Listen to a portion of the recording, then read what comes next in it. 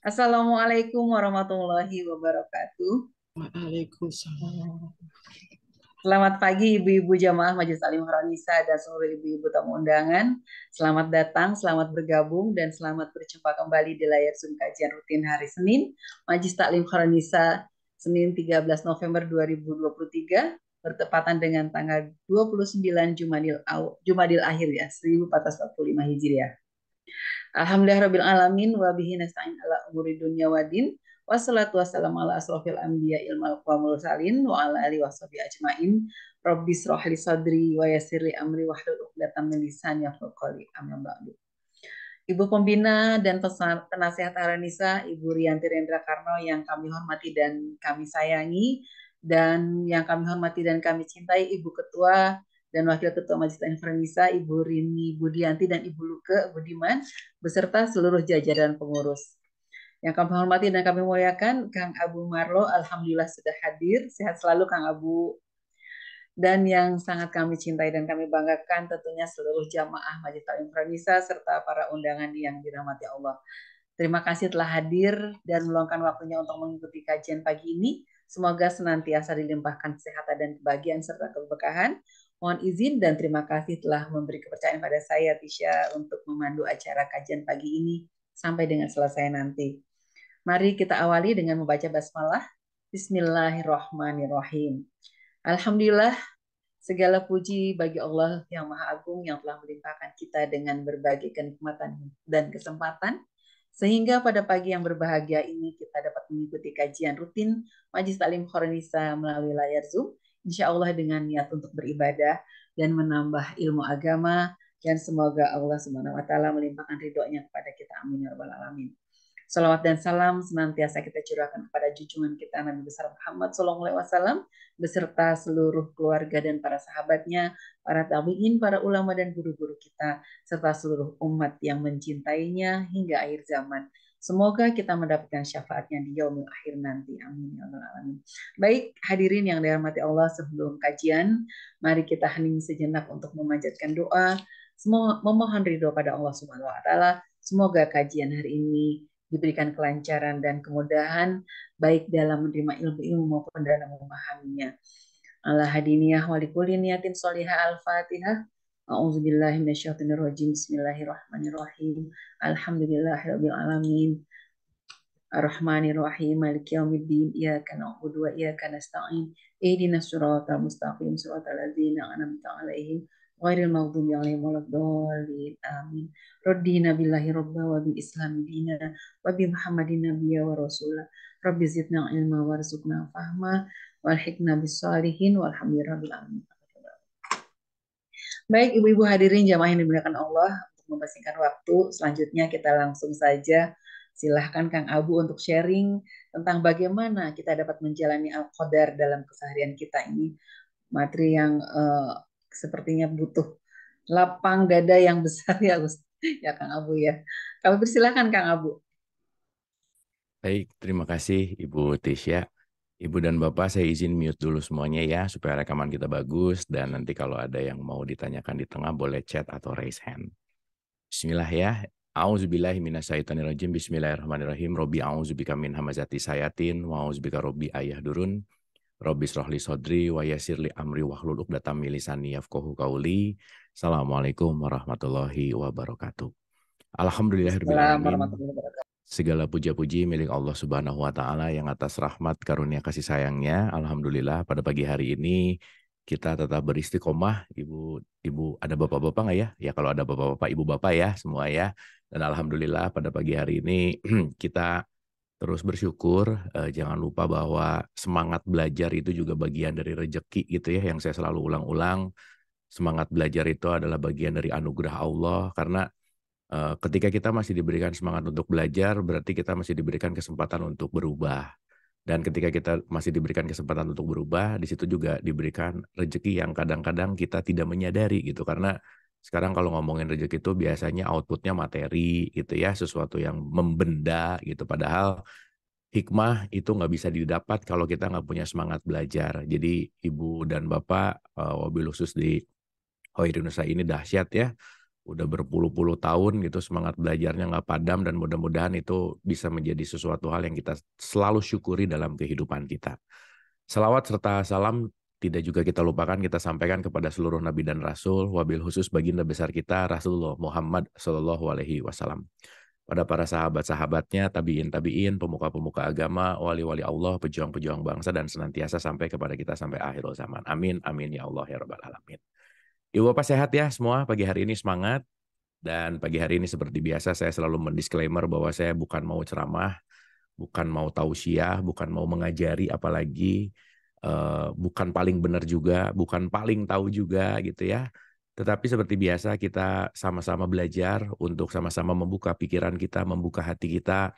Karena yang ingin saya selalu ulang-ulang Ibu dan Bapak bahwa bukan hanya informasi yang bertambah, tapi yang penting adalah the changing of attitude gitu. Bagaimana perubahan perilaku kita gitu. Karena mau ngaji tiap hari tapi perilakunya gitu-gitu aja ya berarti nggak selaras gitu ya. Jadi saya rasa dari apapun yang kita dapatkan, apapun yang kita pelajari, poin pentingnya adalah bagaimana kita mengaplikasikan dalam kehidupan gitu. Karena serealitas-realitas kehidupan nggak ada di pengajian gitu ya. Makanya saya selalu mengatakan bahwa pengajian ini adalah latihan ngaji. Di sini kita latihannya, tapi pengajian yang sejati adalah dalam kehidupan kita sehari-hari. Maka aplikasi yang paling terpenting dalam apapun pembelajaran. Jadi sekali lagi bukan informasinya yang dalam tanda petik esensial, tetapi perubahan perilaku atau attitude kita.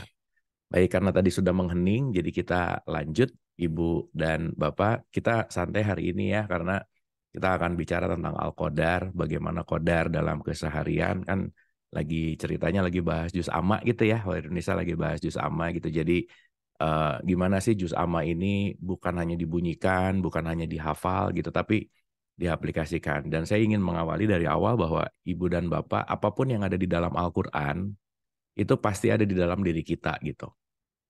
Gitu ya. Jadi yang harus kita sadari bahwa jangan fokus sama dongengnya, jangan fokus sama ceritanya gitu ya, tetapi yang penting adalah ini ayat ini makna untuk aku apa ya gitu. Pemaknaan ini buat saya apa ya? Karena nanti sesuai dengan namanya Al-Qadar, Qadar itu kadar. Kita punya kadar yang beda-beda. Jadi nggak bisa ibu bapak kalau kita sekarang pengen menyamakan dengan teman gitu ya. Karena gini, kita review aja. Pengajiannya sama, pembicaranya sama, topiknya sama. Selesai pengajian, ngertinya beda-beda gitu. Ada yang 5 kali ngerti, bagus. Ada yang 10 kali nggak ngerti-ngerti, ya nggak apa-apa juga sih gitu. Tapi jangan kelamaan juga gitu ya kira-kira. Nah, tapi yang paling terpenting adalah kita ngerti dan paham bahwa semua konteks yang namanya kadar kita itu nggak pernah ada yang sama gitu. Maka salah satu yang membuat hidup kita tersiksa adalah memberikan standar diri kita kepada orang lain gitu. Jadi mengharuskan orang lain sesuai dengan kadarnya kita gitu. Nomor sepatu kita sama teman juga kan beda ya. Kalau kita ganti tukeran ya nggak enak juga gitu, terlalu sempit gitu kira-kira. Nah, jadi Bismillah ya. Seperti biasa, Ibu dan Bapak kita pemanasan dulu. Dan yang paling penting Ibu Bapak nggak boleh serius ya. Ini kayak mau ujian nih wajahnya ya, kayak mau UTS gitu. Jangan serius-serius ya, santai aja Ibu Bapak. Yang nggak puasa mau sambil cemil-cemil boleh gitu ya. Yang puasa ya jangan ya. Oke, pokoknya santai, relax, enjoy. Dan selalu dikunyah pelan-pelan. Dan yang paling penting adalah selalu ke dalam. Ini untuk aku apa nih maknanya?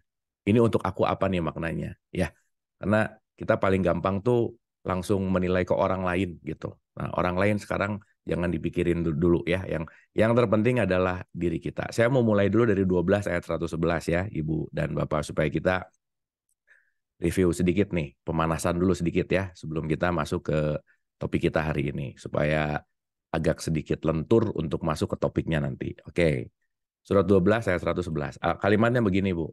Auzubillahi minasyaitonirrajim. Bismillahirrahmanirrahim. Laqad kana fi itu insight di dalam. Sesungguhnya pada kisah-kisah ini semua terdapat pengajaran bagi orang-orang yang mempunyai akal. Ya, jadi kalau orang yang menggunakan akal melihat Quran, nggak amazed sama dongeng gitu, nggak amazed sama cuman tahu gitu. Tapi orang yang berakal itu kontemplatif. Jadi ibu bapak kenapa Nabi Muhammad tuh bilang gini,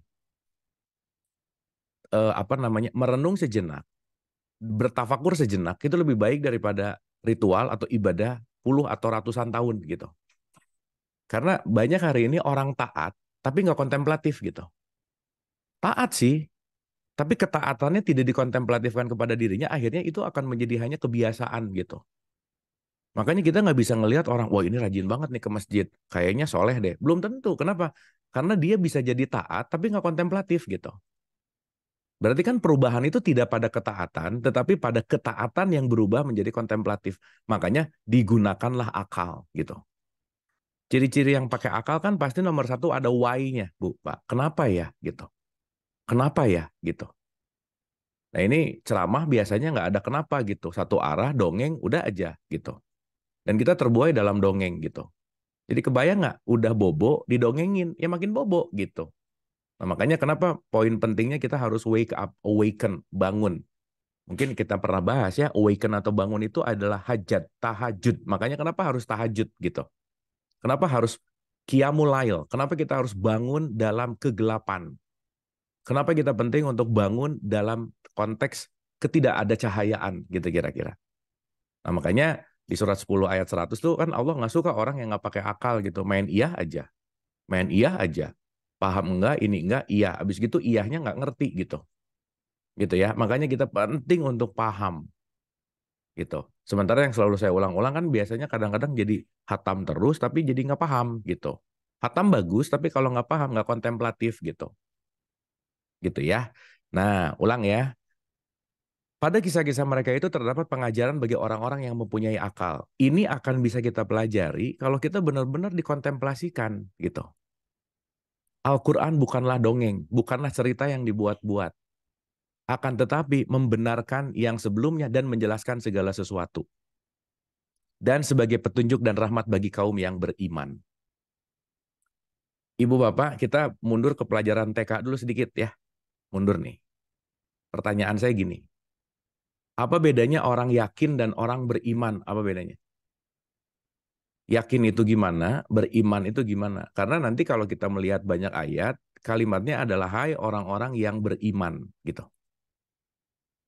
Itu ya. Karena keyakinan tanpa keimanan berarti nggak komplit gitu. Ya. Nah, kita bicara tentang aktualisasi. Saya kasih contoh satu ayat lagi ya, Ibu Bapak ya. Supaya Lailatul Qadar ini jangan jadi dongeng mulu gitu. Lucu gitu ya, lebih mempercayai dongeng yang nggak ada faktualnya, nggak ada realitasnya, tapi dipercaya sebagai dongeng gitu. Ya nggak apa-apa juga sih gitu. Tapi akhirnya jadi ilusi gitu. Habis gitu nanti beda tafsir jadi berantem. Padahal gini, dua-duanya ngomongin gula, tapi nggak pernah ngerasain gula gitu Bu, Pak. Kan bahaya gitu ya. Gula tuh ya gini. Enggak, gula tuh gitu. Iya, ditanya, udah nyobain belum? Belum sih, gitu. Gimana? Gitu ya. Nah makanya kenapa nanti kita masuk ke dalam konteks yang namanya hakikat. Hak itu adalah the truth, kenyataan paling nyata. Makanya jangan hanya di wilayah syariat, tapi kita masuk ke dalam hakikat. Realitasnya apa sih gitu. Karena nanti kita tahu segala macam dongeng, inilah, bawa beginilah, begitulah, beginilah. Quran isinya begini, begitu, begitu, udah aja. Even ibu bapak maaf ya, begitu baca, asal saya baca aja langsung ngomong, Shadaqallahul azim, benar, iya. Tahu isinya nggak? Nggak, pokoknya benar aja. Tahu dari mana? Pokok. Nah udah selesai. Kalau udah mulai pokoknya, nggak ada hakikat di situ gitu. Mempercayai sesuatu yang quotes and quotes dalam tanda petik, dia nggak mengalami gitu. Ya, satu ya. Pemanasan dulu dikit nih. Kita mau nyelam hari ini, Ibu Bapak ya. Oke, jadi santai, relax nih. Bismillah. Di 49 ayat 14 tuh kalimatnya begini. Orang-orang Arab Baduy itu suku bangsa asli di sana yang pada saat itu belum belum ada upgrading kesadaran gitulah kira-kira. Bahasa gampangnya begitu. Jadi Nabi Muhammad tuh lagi ngobrol lah sama orang Arab Baduy ini ceritanya. Si Arab Baduy ngomong gini, kami telah beriman, dia bilang. Terus Nabi Muhammad bilang, kan si Arab Baduy ini udah ngikutin Nabi Muhammad nih ceritanya. Ya Rasul, kita udah beriman nih. Terus Nabi Muhammad bilang, kamu belum beriman. Tapi katakanlah, kami telah tunduk. Kamu belum beriman, meskipun kamu udah ngerjain apa yang disebut dengan yang namanya ritual gitu. Jelas ya, Ibu dan Bapak ya. Jadi taat dan beriman ini nggak mesti gitu. Orang taat belum tentu beriman gitu maksudnya. Gitu ya. Nah, maka di sini ada kalimat yang lebih menarik lagi. Jadi pas dikasih tahu, kamu belum beriman, tapi katakanlah kami telah tunduk. Karena iman itu belum masuk ke dalam hatimu. Nah, ini menarik nih. Karena semuanya kamu baru olahraga. Karena semuanya kamu baru membunyikan. So, tadi ibu-ibu ngaji. Banyak bunyinya, banyak pahamnya kira-kira. Bunyinya bagus. Tapi dari bunyi ditransformasi atau dipindahkan kesadaran menuju kepada paham gitu. Berarti taat belum tentu beriman. Nah, dikit lagi ya. Dan jika kamu taat kepada Allah dan Rasul-Nya, dia tidak akan mengurangi sedikit pun pahala amalmu. Sesungguhnya Allah Maha Pengampun lagi Maha Penyayang. Oke, nah sekarang pertanyaannya begini, Ibu dan Bapak. Oke, oh iya makasih ya, ini ayat-ayatnya ada yang menuliskan. Tapi anyway, ini ada rekamannya ya. By the way, ibu-ibu ini abis ngaji suka diulang-ulang nggak ya? Ini kalau nggak diulang-ulang lupa lagi. Nanti begitu kita mau pertemuan, diulang lagi gitu ya. Pengulangan itu kunci, jangan lupa. Oke, bismillah ya. Kita masuk dulu ke sini supaya kita benar-benar paham dulu sedikit ya. Kita dalemin dikit gitu. Oke, kalimatnya begini. Satu ya, yang namanya yakin itu belief belum tentu mengalami gitu. Maka yakin ada tiga. Ainul ngelihat, ilmu ada ilmunya, ada hak di situ. Nah, jadi kalau sekarang cuman ngelihat, cuman tahu ilmunya tapi tidak mengalami, itu state-nya adalah yakin. Maka kalau percaya dianggap realita itu bahaya. Maka hati-hati dengan kepercayaan. Karena apa yang kita percaya itu belum tentu yang disebut dengan yang namanya realitas gitu. Ya, itu satu nih. Saya tuh percaya kalau ini, iya itu kepercayaanmu gitu. Makanya nanti kita ngerti bahwa kepercayaan ini nggak bisa dipaksa gitu Bu, Pak. Karena kenapa? Nanti outputnya adalah pengalaman. Maka iman itu adalah kepercayaan yang dialami sehingga iman itu satu akar kata dengan aman. Orang yang beriman itu orang yang mengalami aman dalam hidupnya. Aman di sini dalam artian berarti dia ada calmness, tenang. Maka ciri-ciri orang beriman pasti dia tenang ke dalam dirinya dan mengamankan orang lain, gitu kira-kira. Jadi maaf ya, rajin sholat, tapi kemana-mana jadi tukang perusuh gitu Bu. Nggak iman namanya gitu. Katanya abis sholat salam kanan, salam kiri. Damai kanan, damai kiri. Tapi selesai jadi provokator gitu misalnya. Gimana? Nah berarti dia belum beranjak menuju kepada konteks yang namanya beriman. Nah, maka dari ketenangan ini akan menimbulkan kewaspadaan hidup. Kalau dalam bahasa Jawa itu sering disebut eling lan waspodo, sadar dan waspada. Sadar dan waspada itu namanya adalah takwa gitu. Jadi kalau saya sudah sadar dan saya sudah waspada, berarti semua gerak-gerik kita, gerak-gerik saya, pasti dalam wilayah yang namanya kesadaran. Makanya stratanya dari zolim, gelap, nggak tahu apa-apa, menuju kepada cahaya dulu, dapatlah ketenangan. Maka level berikutnya beriman. Maka level berikutnya takwa. Nah inilah nanti yang disebut mulia. Puncaknya di takwa gitu. Makanya puasa disuruh takwa, sholat disuruh takwa, umroh disuruh takwa gitu. Nah sekarang di jembatan ini namanya ritual. Dan jangan lupa ya, mau agama, mau ritual, mau syariat, mau ilmu, ini semua jembatan, bukan tujuan. Ibu bapak belajar di sini bukan tujuannya untuk belajar, bukan. Ilmu ini adalah jembatan menuju kepada ujungnya ilaihi rojiun gitu. Jadi ini lewat aja sih gitu. Nah yang bahaya ketika di jembatan dia ngerasa udah sampai, ngerasa puas dengan ilmunya, tapi nggak melakukan perjalanan gitu. Kan yang paling esensial dalam hidup ini adalah perjalanannya. Bensin banyak, ban bagus, oli bagus, tapi mobilnya dia mulu gitu Bu, Pak. Berarti kan nggak membawa kita kemana-mana gitu kira-kira. Nah sehingga perjalanan kita adalah perjalanan dalam konteks apa? Bagaimana kita berpindah dari level satu ke level berikutnya gitu kira-kira. Maka yang udah kita bahas gitu ya, kita nggak hanya bicara di kelas syariat, naik pelan-pelan ke tarekat, naik pelan-pelan ke hakikat, disatuin semuanya baru menjadi makrifat gitu. Jadi kalau sekarang masih ribut urusan gerakan mulu, kunut nggak kunut, bener atau salah, di sini terus gitu, dia nggak nyampe ke hakikat gitu. Jadi kalau sekarang berbicara masalah apa raganya terus, dia nggak masuk ke dalam kesadaran ruhaninya, gitu kira-kira. Jelas ya? Nah, berarti pertanyaannya, kalau kita lagi di perjalanan, kita penting tahu nih. Contoh, dari Jakarta mau ke Bandung. Kalau kita tahu satuannya adalah kilometer, kalau udah di kilometer 57, tahu oh kira-kira udah di sini nih menuju Bandung gitu. Berhenti dulu di rest area, nanti maju lagi ke 88 misalnya. Oh, udah makin deket nih, tapi berhenti dulu di rest area gitu. Nah, ketika saya tahu lagi di kilometer 57, saya tahu lagi di kilometer 88, inilah disebut qadar. Saya tahu ukuran saya tahu saya mau kemana, saya tahu lagi ada di mana, gitu kira-kira. Yang bahaya, Ibu Bapak, kita tiap hari ngomong menuju Allah. Iya, terus lagi di kilometer berapa nih kita menuju Allah, gitu kira-kira. Nggak tahu kadarnya, nggak tahu jalan arahnya, yang mungkin nggak tahu justru malah merasa mendekat ke Bandung, tapi dia salah keluar toh, jadi tiba-tiba ke Merak gitu loh Bu, Pak. Tapi dia nggak sadar gitu. Kenapa coba dia nggak sadar? Jangan-jangan dia tidak membaca tanda. Ada tanda-tanda tuh kiri Merak, kanan Bandung, nggak dibaca, bablas aja udah. Tiba-tiba menjauh, menjauh, kok nggak nyampe-nyampe ya? Tiba-tiba ketemu di Merak aja. Nah udah jelas lah, di situ kita harus putar balik gitu kira-kira.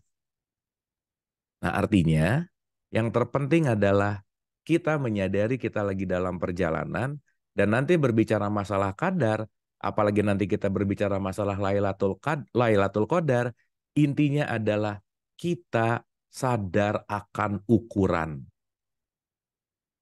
Karena kalau nggak sadar ukuran, pengen nyamain terus sama ukuran orang lain gitu Bu, Pak. Wadahnya 1 liter, pengen diisi 10 liter ya nggak bisa. Mentang-mentang tetangganya isinya 10 liter gitu. Ya nggak bisa. Berarti salah satu yang membuat hidup menderita ini apa? Bagaimana kita membandingkan dengan ukuran orang lain. Dah, kalau udah membandingkan, selesai aja. Membandingkan hari ini dengan hari kemarin. Kemarin tuh gini kok, sekarang gini ya, dibandingin. Membandingkan diri dengan orang lain. Dia enak ya, kok aku enggak ya. Udah aja, urusannya ngebandingin terus. Yang akhirnya berarti begitu membandingkan, faktor eksternal itu jauh lebih penting daripada faktor internal gitu. Sampai sini oke ya, Ibu Bapak ya? Paham ya? Clear ya? Sip. Nah, ini kira-kira pemanasan kita, variabel-variabel yang nanti akan kita bahas hari ini. Jadi yang penting kita ngerti bahwa kadar itu ukuran. Makanya kadar itu nanti satu akar sama takdir gitu. Makanya ibu-ibu khususnya nih kalau masak pasti ngelihat kadar garam berapa banyak gitu. Jangan kebanyakan nanti asin gitu. Tahu nih kadar yang tepat tuh begini. Nah sekarang makan nggak tahu kadarnya, pengen nggak tahu kadarnya, sampai kita kehilangan rasa tentang kadar diri sendiri. Saking apa coba? Saking banyak keinginan, saking ngebandingin, saking ngelihat orang lain terus gitu. Padahal saya makan 1 piring tuh cukup. Tapi ngelihat lagi diulang-ulang, nambah lagi gitu. Padahal 1 tuh cukup. Tapi ngelihat orang lain punya 5, pengen 6 gitu. Berarti dia nggak sadar ukuran gitu kira-kira. Nah berarti yang sadar ukuran, dia pasti punya mengenal terhadap ukuran dirinya. Mengenal dalam bahasa Arab disebut ma'rifat arofah. Maka siapa yang mengenal dirinya, nah kita kaitkan nih. Kalau kamu tahu ukuran dirimu, kamu akan mengisi sesuai dengan ukurannya. Nggak lebih, nggak kurang. Kelebihan nggak bagus, kekurangan juga nggak bagus. Maka puncak dari Islam itu pertengahan. Makanya disebut umatan wasaton. Jadilah umat yang di tengah-tengah. nggak kelebihan, nggak kekurangan. Kenapa? Karena yang paling penting dalam hidup itu pas. Kelebihan melekat, kurang nggak enak gitu. Gitu kira-kira. Nah, berarti kita penting untuk nyari titik pasnya, nyari titik tengahnya gitu. Ya, sampai sini oke ya. Udah ya. Cukup ya pemanasan ya.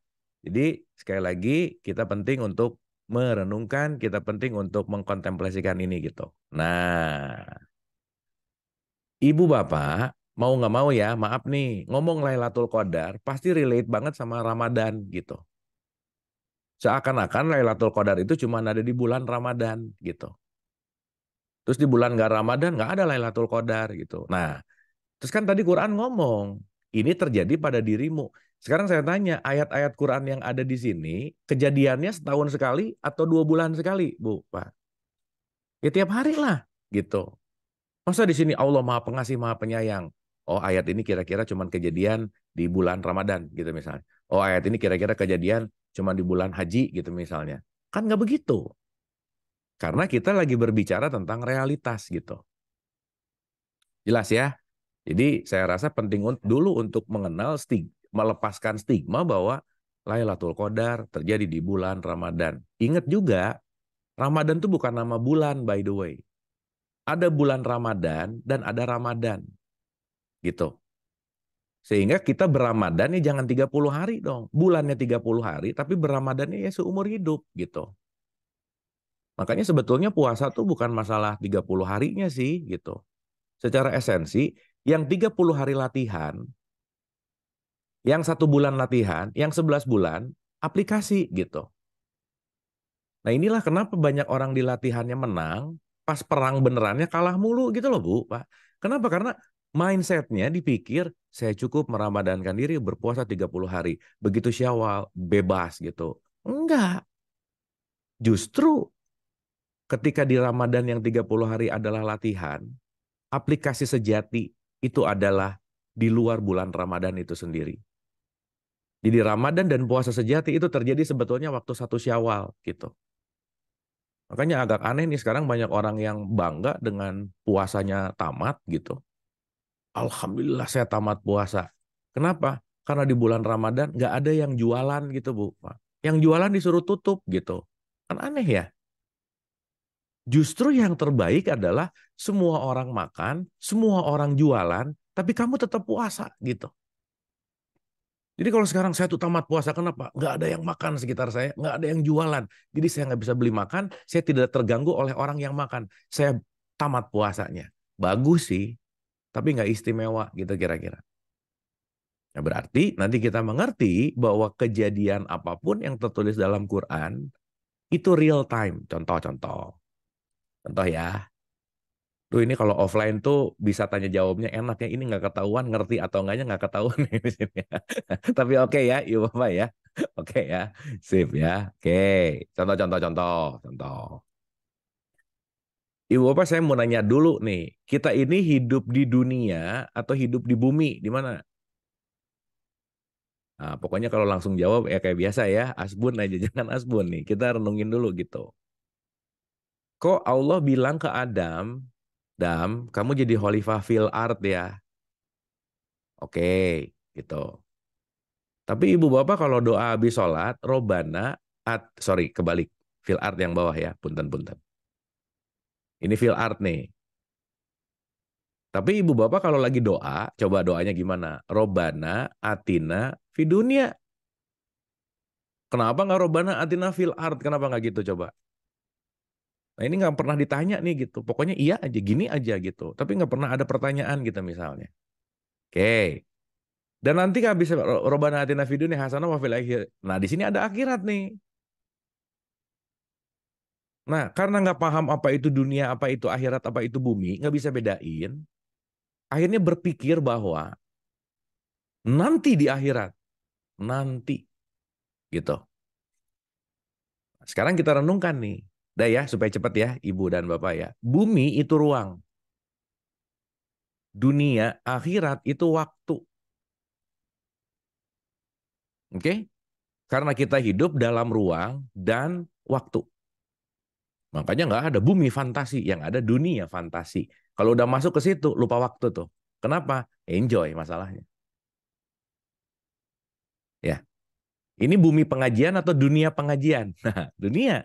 Kita lagi masuk ke waktu nih di sini. Karena nanti kita ngerti bahwa ruangnya itu field art namanya. Ya, meskipun planet bumi sama bumi itu dua hal yang berbeda. Ya, nanti kapan-kapan kita bahas. Nah, sekarang pertanyaannya begini. Kalau kita berbicara waktu, ibu-ibu, bapak-bapak renungin ini ya. Kita tuh hidup kapan? Sekarang. Now. Berarti yang barusan lewat, yang akan datang belum ada. Betul nggak? Berarti ada nggak hidup di besok? Nggak ada. Life is always now. Makanya kita agak penting untuk belajar ke angkot, Bu, Pak. Kalau yang suka naik angkot. Di angkot tuh ada gini. Hari ini bayar, besok gratis. Hari ini bayar nggak, Bu, Pak? Bayar. Besok bayar nggak? Bayar. Karena besok akan menjadi hari ini. Oke nggak? Udah ya. Ini tolong renungkan baik-baik. Berarti tidak ada besok. Sampai sini oke?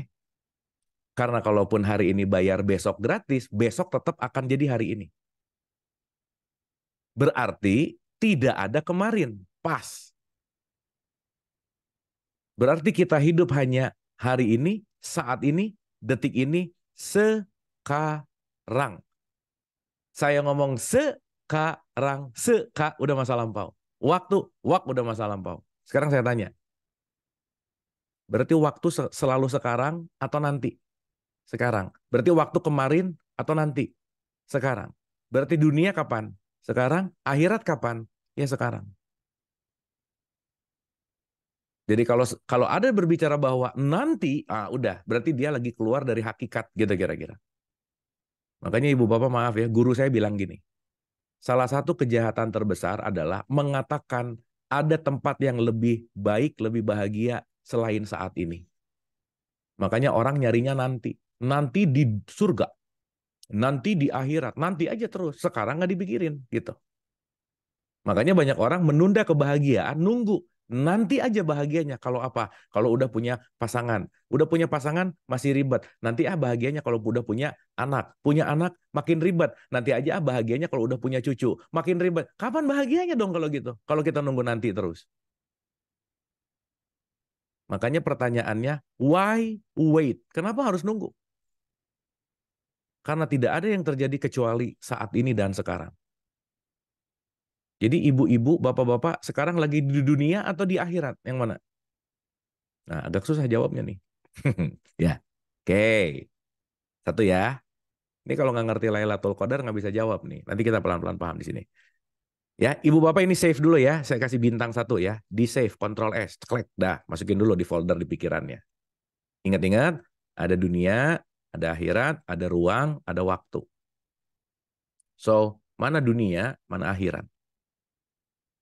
Karena Lailatul Qadar itu urusannya dunia dan akhirat. Makanya kita pengen selamat di dunia dan pengen selamat di akhirat. Tapi mikirnya akhirat itu nanti. Bukan, bukan. Ya kalau ada yang ngomong nanti nggak apa-apa juga sih gitu. Tapi kalau ngomong nanti emang ada yang udah pernah gitu gitu. Kok bisa gitu ya hari ini? Nanti di neraka ya akan ada ini itu gitu. Nanti dongeng nggak? Dongeng. Belum ada bukti kok gitu. Makanya hari ini banyak orang yang ngejanjiin surga kayak punya dia gitu loh Bu, Pak. Nanti akan masuk surga. Nanti gitu loh. Gitu. Sip ya. Jadi realitas selalu sekarang. Saat ini. Cuman emang kebanyakan manusia hidup hari ini di kepalanya, bukan di sekarang. Makanya dia terjebak masa lalu dan masa depan gitu. Ya, sip ya. Save dulu ini. Dah, bismillah. Kita langsung to the point masuk ke surat 96-nya. Masuk ke Al-Qadar. 96. 9 Al-Qadar berapa ya? 97 ya? 97. 96 Al-Alaq. Oke, 97 ayat 1. Bismillah ya. Oke, pelan-pelan ya, Ibu Bapak ya. Pelan-pelan nih. Jadi waktu selalu sekarang. Berarti Al-Qadar lagi ngomongin kapan, Bu, Pak? Sekarang, saat ini. Ya, bukan nanti. Isra Miraj kapan? Sekarang. Neraka kapan? Sekarang. Surga? Sekarang. Gitu. Ya, nanti kita bahas pelan-pelan. Ya, pokoknya jangan terlalu sibuk mikirin nanti, nanti, nanti ilusi. Kalau kata orang filsafat, tomorrow never come. Nah, nggak ada nanti. The life is always now. Jadi ibu bapak yang sekarang belum bahagia, nggak usah nunggu lah. Semakin nunggu, makin nggak bahagia aja. Nah, karena bahagia itu pilihan dan skill. Bahagia tuh nggak ada syarat kalau. Nah, kalau masih ada kalau, berarti kesenangan namanya. Gitu. Hati-hati nih, terjebak pleasure, dianggap bahagia gitu. Ya, ini penting banget ya ibu bapak. The time always now. Sekarang. Karena ibu bapak detik ini belum pernah sebelumnya. Detik ini belum pernah sebelumnya. Detik ini belum pernah sebelumnya. Anyway, dah ya, itu direnungin pelan-pelan. Bismillah. Sampai sini oke Bu, Pak? Aman ya? Clear ya? Sip ya? Oke. Ntar saya lihat dulu chat ada pertanyaan nggak? Apa bedanya yakin dan beriman? Saya menyimaknya, jadi yakin itu belum tentu mengalami dan beriman sudah pasti mengalami begitu ya. Gini, kalau yakin tahu teori, kalau beriman udah mengalami gitu. Itu aja. Kalau yakin gula itu ya putih, gula itu manis. Gula itu datang dari sini dan harus begini, harus begini, begitu, begitu. Udah ya. Pertanyaan sederhana, udah nyobain manis belum? Belum sih. Nah itu baru yakin gitu. Lailatul Qadar ya, begini begitu. Ini ya, begini begitu. Udah ngalamin belum? Belum. Nah itu yakin gitu. Oke ya. Makanya kita dalam konteks di sini jadilah beriman, mengalami. Supaya apa yang kita ceritain nggak jadi dongeng gitu. Nggak jadi ilusi gitu. Dua-duanya belum ngalamin cerita gula gitu. Kan repot ya. Jadi ngelantur gitulah kira-kira bahasa gampangnya. Oke, paham ya? Makasih ya pertanyaannya oke nih. Pertanyaan nggak ada lagi. Sip, aman. Bismillah. Kita mulai. Pertama, Auzubillahi minasyaitonirrajim. Bismillahirrahmanirrahim. Di sini ada kata-kata gini, Ibu dan Bapak. Jadi kalimatnya, kalau kita berbicara dalam konteks Al-Qadar, dalam konteks Al-Qadar di sini, berarti kalau kita berbicara masalah qadar, sekali lagi, qadar itu adalah ukuran. Gitu ya. Qadar itu kembali kepada ukuran. Nah, kalau kita berbicara masalah ukuran, di sini ada kata-kata, sesungguhnya inna angzalna, kami telah menurunkannya pada malam kemuliaan. Ini dalam kurung Al-Quran, nggak ada di sininya, Al-Quran tuh nggak ada gitu ya. Cuma nanti ngerti Al-Quran itu apa. Makanya nuzulul Quran, Lailatul Qadar itu sebetulnya peristiwa yang berbarengan. Ibu Bapak, saya mau nanya, kalau turun Al-Quran, apa sih yang kebayang Al-Quran turun tuh gimana sih Bu? Pak? Ada buku dari langit nih, buk, jatuh ke bawah kan? Nggak gitu ya? Bukan gitu dong. Gitu. Tapi diturunkannya Al-Quran. Jadi, kalau kalimatnya bahwa inna angzalnahu fi di dalam Lailatul Qadar. Ya, kita langsung ke bahasa esensi nih. Sesungguhnya aku yang turun ketika kamu ada dalam qadar itu. Artinya, kesadaranku, kesadaran tentang aku hadir di dalam dirimu. Gitu kira-kira. Oke, ya. Sekarang kita renungin dulu begini. Pelan-pelan ya, Ibu Bapak ya. Santai, santai. Bismillah. Kalau kita berbicara, let's say, Allah nih, katakanlah turun. Ini kita pakai gambar yang awam dulu gitu ya.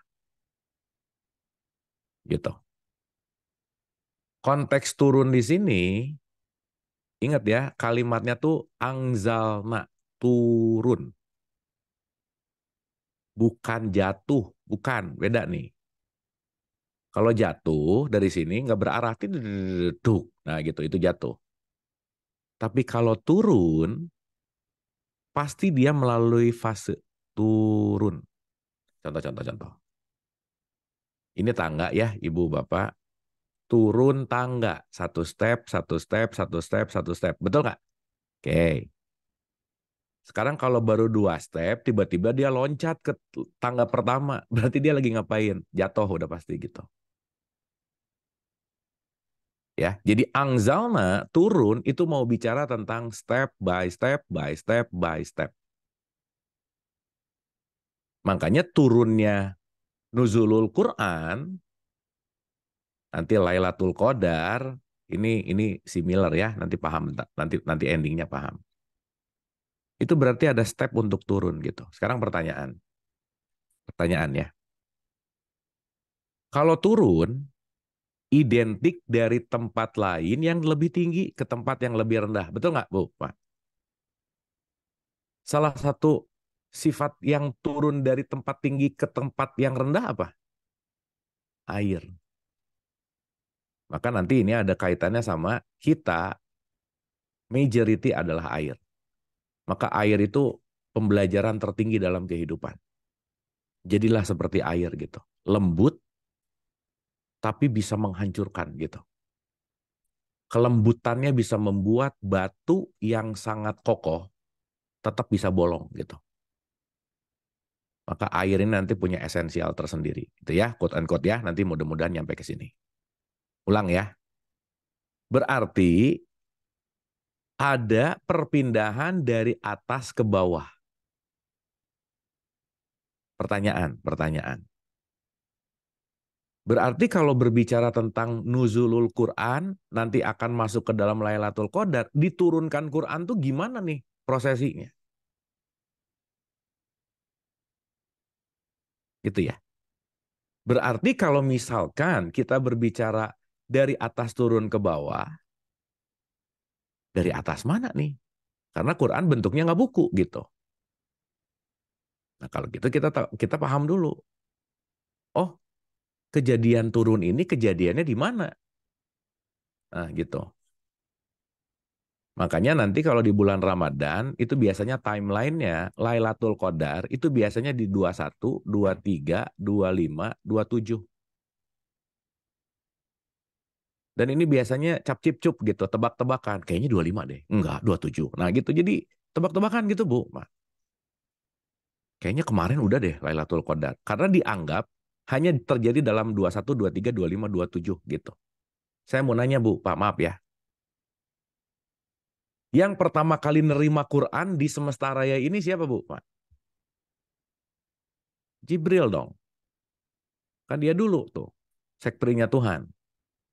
Saya tanya, Jibril di tanggal 22, dia cuti nggak, Bu, Pak? Kira-kira. Masa 21 kerja, 22 cuti. 23 kerja, 24 cuti. Gitu.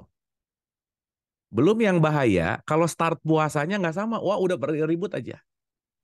Sekarang tuh malam ganjil. Enggak genap, kenapa? Start puasanya yang satu tanggal 1, yang satu tanggal 2. Repot nih. Ya, oke. Nah, sekarang gini. Berarti kalau kita berbicara tentang turunnya Quran, makanya nanti Jibril nih disinggung di situ. Oh, dari Allah melalui Jibril kepada Muhammad gitu misalnya. Pertanyaan, di mana terjadinya? Satu, berarti kalau di mana berbicara tentang bumi tadi. Oh, tapi kalau bumi sebagai ruang, terus pertanyaannya kapan? Nah, ini penting banget nih. Oke, sampai sini? Nah, sekarang kita pahami dulu nih. Ibu bapak jangan lupa, Nabi Muhammad kalau ditanya, ya Rasul, petunjuk sejati, Quran itu apa sih? Jawaban Nabi Muhammad keren banget.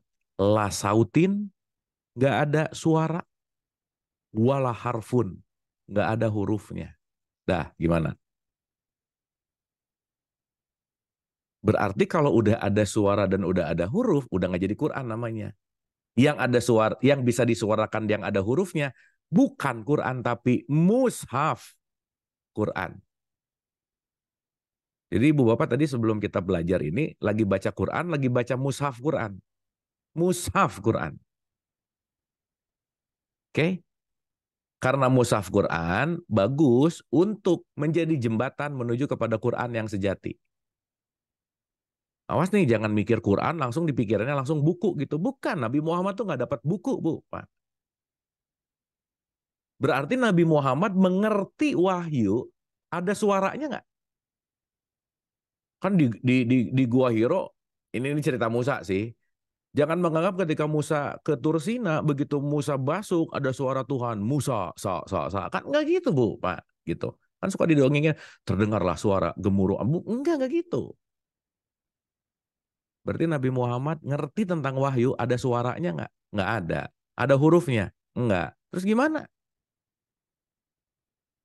Disitulah Nabi Muhammad dikatakan seseorang yang mengenal Tuhan tanpa huruf dan tanpa suara. Berarti dia nggak perlu tulisan untuk mengenal Tuhan. Makanya disebut Nabi yang ummi.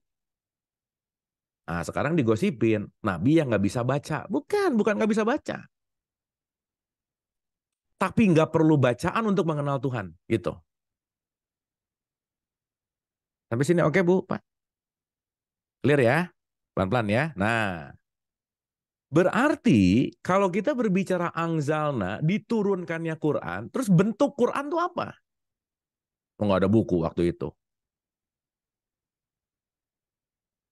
Satu. Yang kedua, kalau ini terjadi pada Nabi Muhammad, kalau ini terjadi penurunan angzalna, kalau ini terjadi pada semua para nabi, kalau ini terjadi pada esensial diterimanya petunjuk, berarti peristiwa ini juga bisa terjadi sekarang nggak Bu, Pak?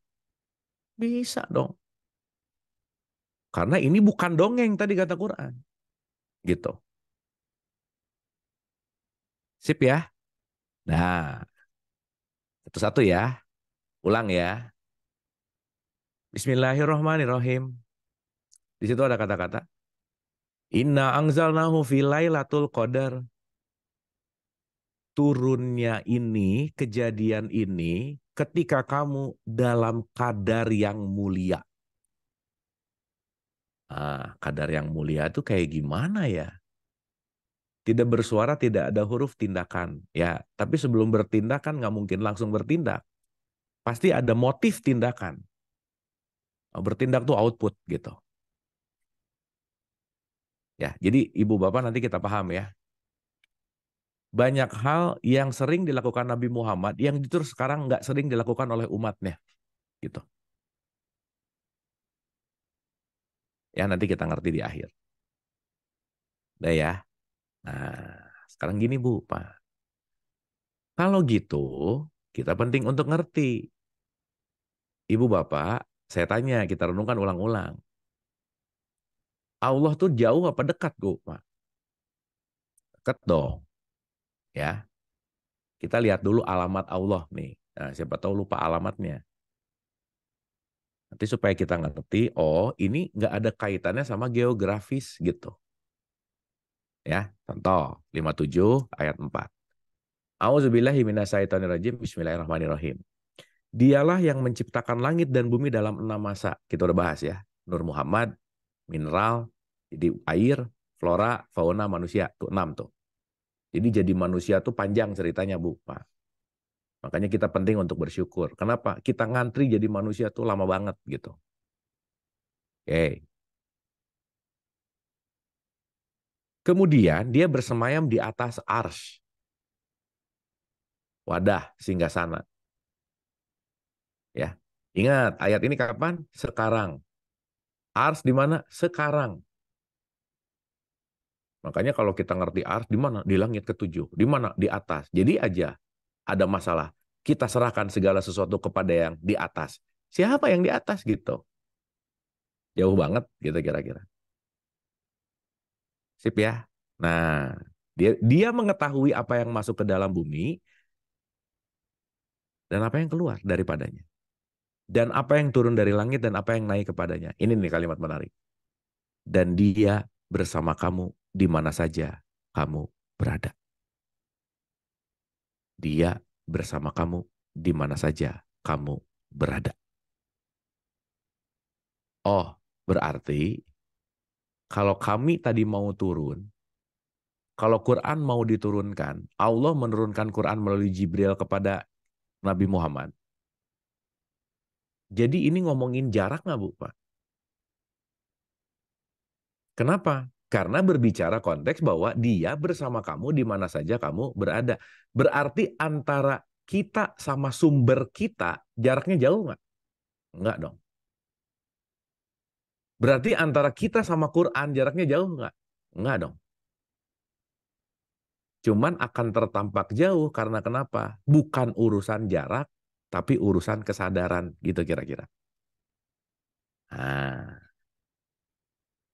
sekarang kita lihat dulu kejadiannya gimana. 26, 192. Dan sesungguhnya Al-Quran ini benar-benar diturunkan oleh Tuhan semesta alam. Ayo, diturunkan nih. Kita jangan mikir lagi dari atas nih. Bukan, itu mah jatuh namanya. Oh, berarti Quran ini sudah bersemayam. Dibawa turun oleh Al-Arruh Al-Amin. Oh, berarti ketika aku sadar diriku yang sejati adalah ruh beserta petunjuk itu satu kesatuan. Kemana turunnya? Ke dalam hatimu. Ala kolbik. Ayo gimana? Makanya Nabi Muhammad selalu ngejawab. Istafti kolbak. Ke dalam kolbu. Sekarang saya tanya. Kolbu kira-kira di dalam diri kita atau di luar diri kita? Di dalam lah. Berarti kita punya dua dimensi. Satu, di dalam diri in. Di luar diri eksternal. Sampai sini oke ya, Ibu Bapak ya.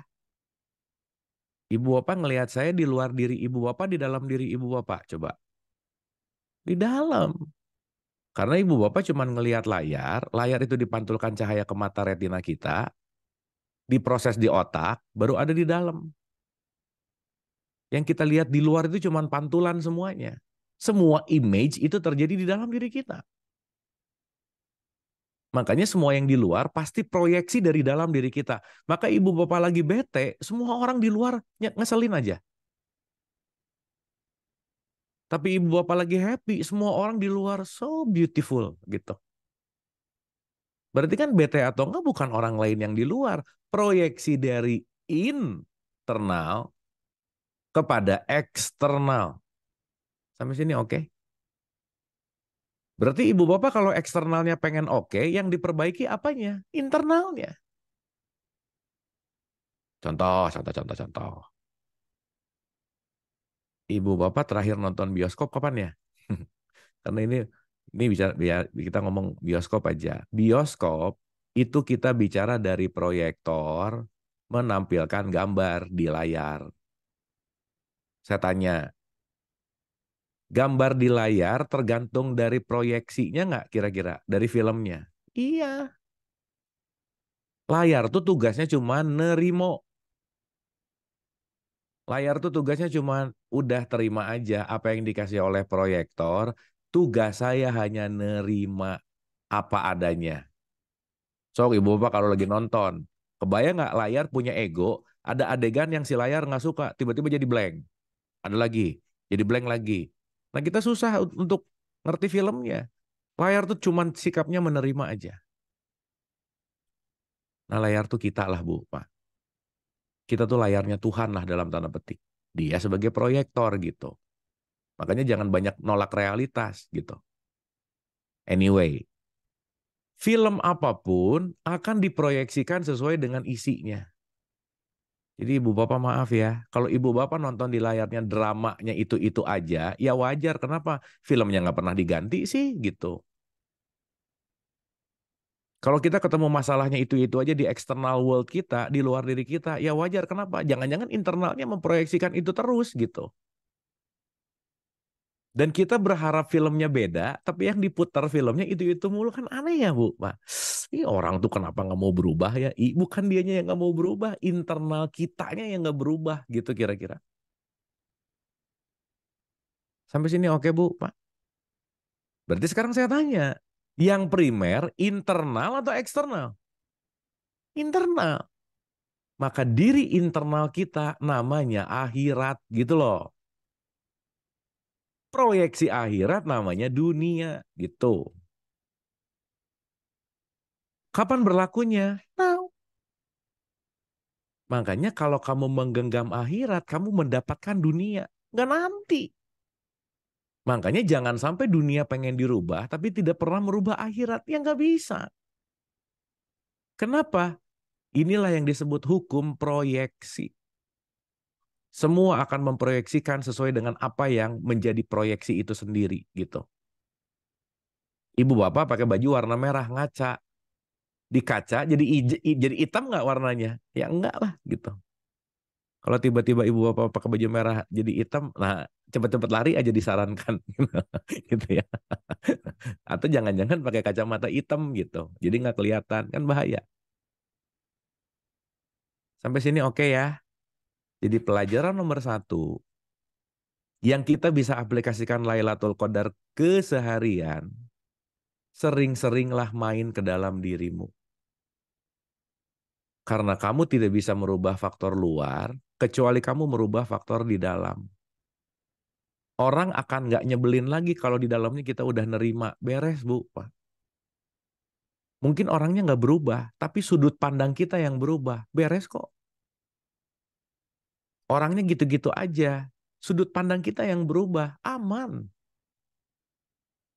Karena lebih mudah merubah sudut pandang daripada merubah faktor eksternal gitu. Makanya salah satu sifat orang yang masuk ke Lailatul Qadar, dia punya satu sifat yang sangat luar biasa disebut pandai memaklumi. Udah aja. Dia ya orangnya udah maklum aja. Namanya juga belum ngerti. Ya udah. Dia ya udah maklum aja. Berarti ada kesadaran di situ. Kenapa? Ada penerimaan gitu kira-kira. Sampai sini oke Bu, Pak? Clear ya? Nah, berarti akhirat itu adalah sang akhir. Ingat, dialah yang awal, dialah yang akhir. Berarti puncak dari akhir perjalanan meniti ke dalam diri kita menuju kemana? Ke Baitullah. Di mana? Ya Allah itu sendiri. Makanya nanti layernya banyak gitu loh Bu, Pak. Dari mulai jasad, jasadnya udah beres, masuk ke kolbu. Kolbu beres, masuk ke fuad. Fuad beres, masuk ke sir, masuk ke lub, terus sampai nanti menuju kepada Allah itu sendiri. Makanya dari jasad masuk ke jiwa, lapisan hatinya banyak, nanti masuk menuju kepada ruhani gitu kira-kira. Inilah yang disebut meniti ke dalam diri, perjalanan ke dalam diri. Inilah nanti yang disebut perjalanan haji gitu kira-kira. Makanya sebelum bulan haji, Ramadan dulu. Jadi 4 bulan haram itu nggak bisa dipisah satu sama lain, nggak bisa. Haji nggak bisa tiba-tiba haji kalau nggak Ramadan gitu. Ya, oke, ulang ya. Bismillah nih. Jadi jatuh bukan dari luar, bukan loh ya. Jatuh, turun. Hmm. Berarti kalau dia mau turun, jadi gini Ibu Bapak, ini keren banget ya. Ini analogi sederhana. Ini kita ngomongin, anggap aja tempat dulu. Ibu Bapak, Allah tuh maha kasih sayang. Maka selalu mengatakan, kasih sayangku akan selalu mendahului murkaku. Kasaran kata, begitu mau murka nggak jadi. Kenapa? Kasih sayang duluan datang. Mau marah lagi nggak jadi. Karena kenapa? Kasih sayang datang lagi gitu. Jelas ya? Jadi kasih sayang Allah selalu ada nggak Bu, Pak? Selalu mendahului murkanya nggak? Iya. Jadi Ibu Bapak jangan khawatir. Berarti kita semua tuh paling susah masuk neraka, Bu. Masuk neraka tuh susah banget. Gimana mau masuk neraka, orang mau gimanain, ya dikasih sayang lagi gitu. Cuman ini penting untuk disadari pada kelas tertentu gitu. Log 10.000 gitu kira-kira. Kalau 2 tambah 2 dengar ini, sangat susah untuk kita masuk neraka. Korupsi besoknya. Enggak gitu ya, Bu, Pak. Bukan gitu poinnya, bukan. Anyway. Nah, pertanyaan ya, kita renungkan. Berarti, karena kasih sayang Allah itu luar biasa, Ibu Bapak saya kasih analogi ya. Ini analogi yang asik banget. Anggap aja ya. Ini cuman mau bicara menganalogikan. Allah tuh sesuatu tempat yang jauh banget gitu. Anggap begitu. Makanya kebanyakan di atas gitu. Karena kasih sayangnya Allah, Bu, Pak. Ibu Bapak jangan lupa ya, kamu jalan kepadaku, aku berlari kepadamu. Kamu berlari kepadaku, aku akan terbang kepadamu. Jadi kalau nanti Allah nanya, nikmat mana lagi sih gitu. Kamu datang 1 langkah, aku lari 1.000 langkah misalkan gitu. Makanya kalau kamu sungguh-sungguh ke aku akan datang gitu. Gitu loh, Bu, Pak. Nah, Ibu Bapak, ini yang menarik banget. Saking sayangnya Tuhan sama kita, analogi ya, ini analogi. Ini nanti kita kaitkan ke realitasnya. Aku tahu perjalananmu menuju kepadaku itu teramat sangat jauh. Atas kemurahan hatiku, atas kemurahan dan kasih sayangku, nggak apa-apa lah. Saya akan turun ke tengah, kamu naik ke tengah. Jadi kamu nggak usah terlalu jauh menuju kepadaku. Kita ketemu di pertengahan aja deh, gitu Bu, Pak. Itu sweetnya Tuhan tuh gitu-gitu. Daripada kamu jauh ke rumahku, kita ketemuan di tengah-tengah aja ya. Kenapa? Supaya nggak pada titik tengah ini penting banget gitu kira-kira. So itulah kenapa ketika ada anzalna Quran, nuzulul Quran, dia mau turun untuk bertemu dengan hamba-hambanya yang juga lagi naik gitu loh, Bu, Pak. Berarti turunnya dia itu disambut dengan naiknya kita gitu. Karena pertengahan ini nanti yang akan menjadi sangat esensial gitu kira-kira. Ya Bapak mudah-mudahan dapat maknanya ya. Artinya ini kemurahan Tuhan, kasih sayangnya Allah kepada kita bahwa kamu kejauhan deh ke aku. Biarin aku yang turun ke tengah, tapi kamu naik ke tengah. Ya kalau Tuhan nyuruh, Tuhan datang aja ke depan pintu rumahku, itu namanya kurang ajar gitu Bu, Pak. Gitu ya kira-kira. Bahasa gampangnya. Sekarang saya tanya, naik di sini maksudnya apa? Ya nggak bisa enggak dong. Naiknya kadar kesadaran. Karena pada kadar kesadaran tertentulah kita akan mencapai di titik tengah gitu Bu, Pak. Sampai sini oke Bu, Pak? Dapat ya? Dapat ya? Oke, dirasain, direnung-renung nih. Gitu. Ya, mudah-mudahan ada rasanya gitu. Nah, saya mau bagi gini Bu, Pak. Kira-kira gambarannya ginilah. Nah ya, supaya kita bisa aplikasi nih. Jadi kalau ini pihaknya Allah dalam tanda petik, ini pihaknya kita. Dia turun, kita naik nih gitu. Titik pertemuannya di sini. Karena tugas kita hanya sampai sini aja. Karena kalau udah nyampe sini, nanti dijemput naik ke atas gitu. Bahasa gampangnya. Ini saya pakai analogi sederhana dulu ya. Supaya kebayang gitu. Nah, sekarang saya tanya. Terus gimana nyampe ke titik pertengahan? Ibu Bapak, berarti kalau ngomongin kesadaran, ini di wilayah jasad, di wilayah jiwa, atau di wilayah ruh yang mana kira-kira? Jiwa dong. Berarti kalau saya mau tembus dari jasad ke jiwa, kesadaran jasad harus diberesin dulu nggak kira-kira?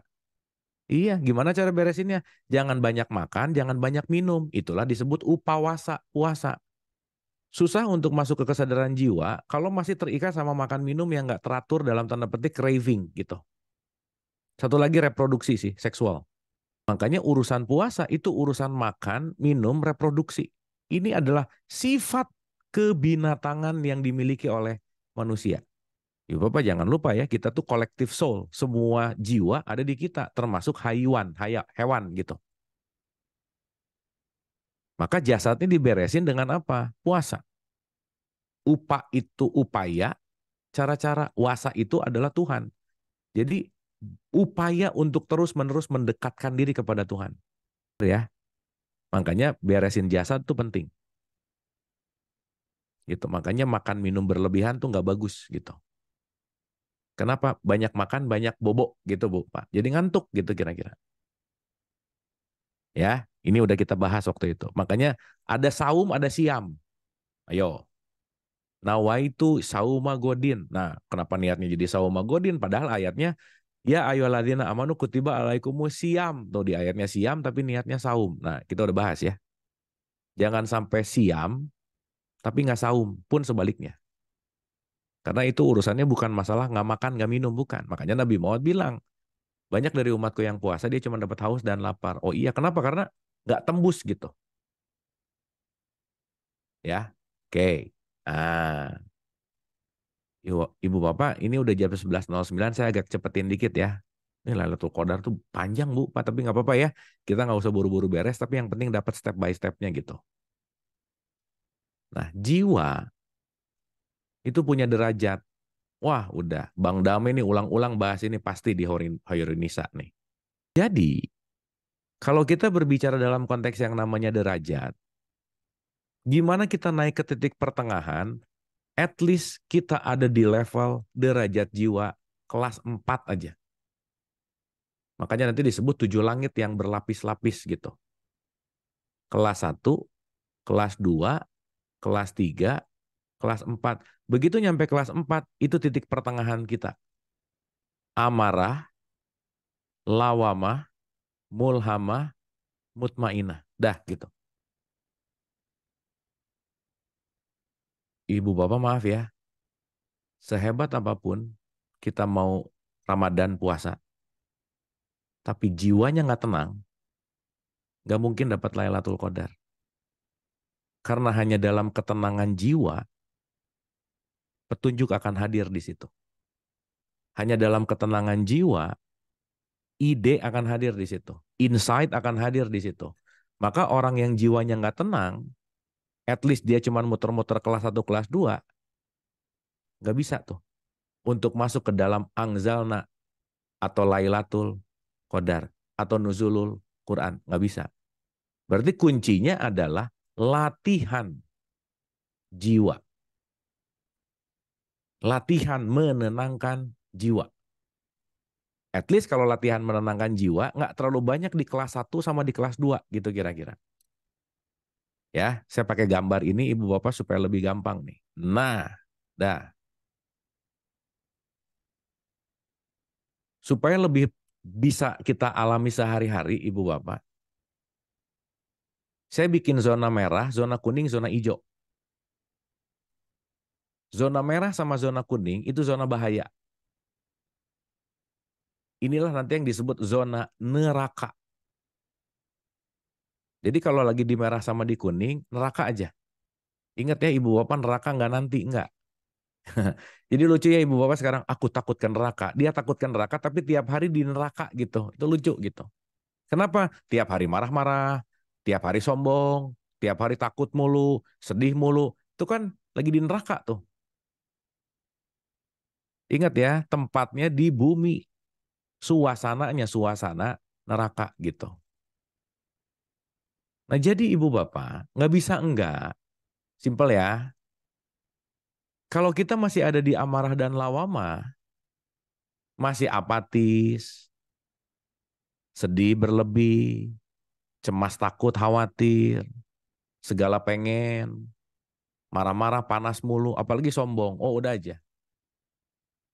1, 2, 3, 4, 5, dan 6 ini yang akan membuat kita ada di frekuensi rendah.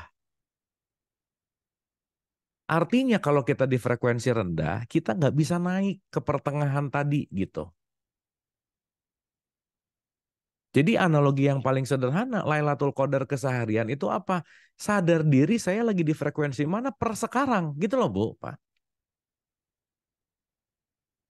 Oh, saya lagi marah nih. Oh ya, oke. Oh, kalau marah ya lagi di lawamah, udah terima dulu nih marahnya. At least menyelamatkan diri di level 7 aja, ini aman. Apalagi 8, apalagi 9. Makanya nanti matla'il fajar. Oh, dia akan sangatnya tenang banget waktu fajar gitu. Nanti di akhir di situ gitu. Oke ya, Ibu Bapak ya. Ibu Bapak ingat-ingat aja ini, nggak usah diingat-ingat lah. Ibu Bapak tahu kok. Saya lagi nggak enak frekuensi sama yang lagi enak tahu kok. Nggak usah hafal ini, nggak usah gitu. Tapi ditelaah gitu. Duh, lagi nggak enak nih. Nah, berarti kalau nggak lagi ada di masa lalu, ada di masa depan gitu aja. Berarti lagi ada yang nggak diterima. Berarti lagi nggak mengalir gitu. Gitu ya. Maka semakin bawah itu semakin gelap, semakin atas itu semakin terang benderang bahasa gampangnya. Ya. Jadi ini check and balance. Cek saya lagi di mana. Makanya ibu bapak kalau ibu bapak lagi ada di zona merah sama kuning, sebisa mungkin jangan ngomong. Apalagi mengambil keputusan. Makanya kenapa kenapa yang namanya Lailatul Qadar sangat-sangat relevan atau sangat-sangat apa ya berdekatan maknanya dengan itikaf gitu Bu Pak. Itikaf tuh menyendiri, berdiam gitu. Dan itikaf bukan keluar ya, ke dalam. Karena tempatnya tuh bukan di mana gitu. Karena perjalanannya adalah perjalanan akhirat gitu kira-kira. Di bulan Ramadan ibu bapak banyak sih yang itikaf. Tapi jadi cuman mindahin tempat tidur gitu Bu, Pak di masjid tidur gitu. Ya sama aja sih gitu. Kan bukan gitu poinnya. Oke ya. Jadi Lailatul Qadar, saya tahu kadar saya ada di kelas mana. Lagi sombong kah, lagi marah, lagi rakus, segala pengen, lagi dan seterusnya. Saya tahu. Supaya kalau lagi ada di kadar yang bawah, saya bisa naikin ke kadar yang tinggi. At least ada di semangat menerima damai. 10 itu enlightenment sebenarnya. Ya, jadi pada dasarnya saya tahu lagi ada di level jiwa yang mana gitu. Nih, habis ini ada orang nyebelin, pengen marah. Inna anzalnahu fi lailatul qadar lagi marah nih. Diam dulu. Nah, gitu. Nah, habis diam dulu, marah lagi nggak apa-apa sih. Yang penting ada diam dulu sebentar. Itu bagus. Karena jangan lupa Ibu Bapak, ke perilaku kita sehari-hari sangat dikontrol oleh emosi, bukan oleh kesadaran. Makanya kalau ada apa-apa, diam dulu. Supaya emosi tidak take kontrol kita. Karena kalau udah emosi yang muncul, udah nggak ada clarity di situ. Pukul aja, berkata kasar aja, udah nggak sadar tuh gitu. Dan impact-nya pasti ke kita gitu. Ibu bapak ngejelekin orang lain, jangan lupa ya, yang pertama kali kerasa sakit dijelekin, itu sebetulnya jiwa kita. Karena begitu kita memberikan vibes yang negatif keluar, itu akan terrecord di memori jiwa kita. Itu nggak hilang di kitanya. Jadi kadang kita enak aja marahin orang, kamu ya gini ya gitu ya. Setiap ucapan yang keluar, itu vibrasinya nempel di kita. Pun kalau kita nggak pandai memaafkan, orang ngejelekin kita sekali, tapi kita sehari mikirnya bisa 10 kali, Bu, Pak. Jadi yang jauh lebih menyakiti diri kita bukan orang yang ngejelekin kita sebenarnya. Tapi kita yang terus-menerus memikirkan orang itu. Terus habis itu ngomongnya, aku benci deh sama dia. Katanya benci, tapi diomongin mulu. Gimana sih gitu. Katanya benci, tapi diingat-ingat mulu gitu. Makanya benci dan cinta emang beda tipis. Gitu kira-kira. Sip ya, Bu, Pak. Dah ya. Ini baru ayat 1 Bu, Pak. Tapi nggak apa-apa ya. Kita review dan resumekan dulu gitu. Dah. Jadi 97 nih ayat 1. Ulang ya. Bismillahirrahmanirrahim. Inna anzalnahu fi lailatul qadar. Kamu tahu nggak apa itu malam kemuliaan? Oh, malam kemuliaan adalah saya tahu kualifikasi jiwa saya di kelas mana, kalau saya tahu lagi ada di kelas mana, ada di perasaan mana, ada di emosi mana, saya tahu saya harus ngapain. Ini jarang terjadi nih. Kenapa? Karena nggak pernah dilatih. Ditanya lagi, wa ma adroka ma Lailatul Qadar. Tahu nggak? Iya, iya, oke. Karena saru antara saya marah sama saya cemburu gitu, Bu. Saru antara saya benci dan saya apa namanya marah lah gitu kira-kira. Bahasa emosi itu kan jarang dikenali gitu. Makanya kalau lagi nggak enak, kenapa kamu bete? Ya kenapa bete? Pokoknya bete aja gitu. Nggak tahu betenya kenapa gitu. Iya, aku tuh nggak terima. Oh, nggak terima, iya. Jadi aku marah. Oh, tadi nggak terima, sekarang marah. Gimana sih gitu? Nah, jadi confused gitu. Nah, makanya penting untuk dirasain. Ini lagi ada di state mana gitu. Nah, ibu bapak berarti ini perjalanan ke dalam diri. Nggak bisa enggak kalau nggak menghening. Makanya itikaf itu mengheningnya, meditasinya, tafakur, tahanuts gitu. Nggak bisa enggak. Karena kita harus menurunkan volume pikiran, perasaan, emosi, memori. Nah, kalau udah mulai jiwanya naik, contoh ya, ibu bapak ya, ini biar gampang lagi. Jadi 1 sampai 4 itu disebut alam jiwa. 5 sampai 7 itu disebut alam ruh. Inilah yang disebut cahaya. Jadi makin jiwa kita tenang, makin mendekati cahaya di atas cahaya gitu. Makanya cahaya ini dilambangkan dengan bulan. Ibu bapak saya mau nanya, kalau ibu bapak lihat bulan, sebenarnya ibu bapak lagi ngelihat cahaya apa? Matahari. Maka matahari itu disimbolkan Allah, bulan itu disimbolkan makhluk. Karena makhluk hanyalah pantulan cahaya dari Tuhannya. Maka ketika berbicara bulan, ini bukan satuan waktu 1.000 bulan, 83 tahun. Aduh, dapat 83 tahun ke depan aman hidupnya. Enggak, bukan gitu Bu, Pak. Bukan, bukan. Tetapi kalau 1 bulan aja bercahaya, apalagi 1.000 bulan cahayanya sangat terang benderang. Ibu bapak, cahaya yang sangat terang benderang, itu kalau ibu bapak sudah mengalami vokal yang terakhir. Ayo, apa itu vokal yang terakhir? Nih ya, ini ciri-ciri orang Lailatul Qadar. Kalau masih, belum. Apalagi, belum. Belum. Nih masih ada khawatir nih. A, I, O, U. Ngebully nih gitu. Jadi kalau masih A, I, U, E, itu belum lah. Tapi puncak cahaya di atas cahaya, kalau kita udah, oh, nah udah tuh, lengkap gitu.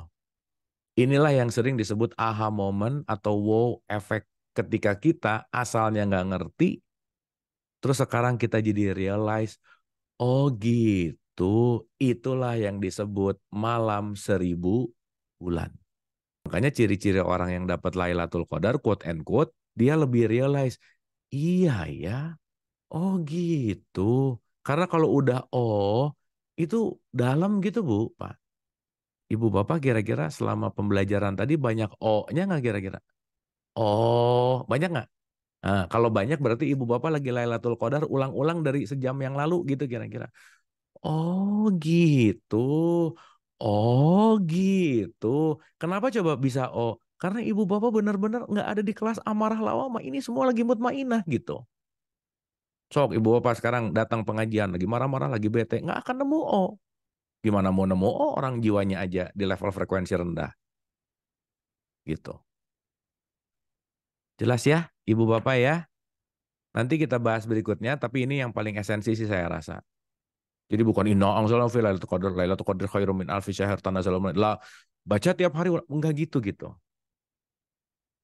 Tetapi mulai menyadari momen demi momen, right here right now, di saat ini, nggak terlalu terjebak di masa lalu, nggak terlalu loncat ke masa depan, nggak membandingkan, dan di situ puncak ketika itu akan selalu hadir. Pada malam itu turun malaikat dan Jibril. Ini asik nih nanti. Ayo, kenapa malaikat-malaikat dan malaikat Jibril dipisah, Bu? Pak? Kenapa nggak satu aja sih? Malaikat Jibril aja gitu. Ya, ini menarik nih. Tanazzalul malaikatu waruhu fiha. Gitu ya.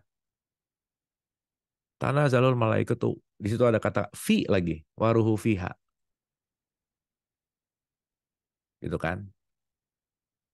Untuk mengatur segala urusan. Di sini nanti katanya robihim min kuli amr. Jadi ada urusan. Ada rob di sini. Nanti kita akan ngerti Allah datang sebagai rob nanti ya. Kan ada rob, ada malik, ada ilah. Tapi ibu bapak, yang terpenting kalau orang udah Lailatul Qadar, yang terpenting nih ya. Salamun hiya hatamat la'il fajar. Dia di level tertinggi, salam itu damai. Ibu bapak happy, damai, dan tenang. Dah, itu aja. Jadi kalau sekarang lagi agak nggak happy, agak nggak tenang, berarti lagi drop. Inna anzalnahu fi lailatul qadar. Ada apa nih? Kok saya drop? Dicek lagi. Oh iya ya. Saya ngebanding ini sama dia. Udah, naik lagi pelan-pelan, balik lagi ke titik 789. Salamun hiya tamat lail fajr. Udah, nanti ketemu lagi bete lagi. Maka nanti diulang-ulang. Maka waktu perenungan ini nanti 5 kali dalam sehari disebut sholat 5 waktu. Gitu kira-kira. Jelas ya, ibu bapak ya? So, kesimpulan. Lailatul Qadar adalah di mana kita tahu kadar kita lagi ada di kelas mana level jiwa kita. Dan itu semua nggak ada yang tahu kecuali diri sendiri. Terima, sadari, dan ketika kita terima dan sadari pasti ada pesan di situ. Maka begitu penerimaannya tinggi, maka tingkat level untuk menaikkan frekuensi kita juga akan lebih baik. Nah, oleh karena itu, balik lagi ke takwa, Bu. Orang yang bisa Lailatul Qadar pasti memenuhi syarat-syarat takwa. 1, nggak pelit, nggak melekat, sedekah lapang sempit. 2, pasti dia bisa controlling emosi. Dan yang paling penting adalah pandai memaafkan kesalahan orang lain. Jadi kalau kita nggak pernah punya, atau kita susah, atau kita nggak pernah melatih skill memaafkan, sulit untuk mendapatkan O. Dan ketika kita banyak O, atau aha moment, atau wow moment, disitulah kita yang sebenarnya, sejatinya, lagi mendapatkan pencerahan. Dan itu terjadi kapanpun, dimanapun, dalam keadaan apapun. Enggak nanti, enggak kemarin, enggak kapan-kapan, dimanapun ketika kesadarannya hadir. Terima kasih, saya rasa itu dulu, saya kembalikan dulu ke Ibu Tisya. Silahkan. Terima kasih Kang Abu, Masya Allah ya. Jadi Lailatul Qadar itu adalah kesadaran kita ya Ustadz, kita ada di mana.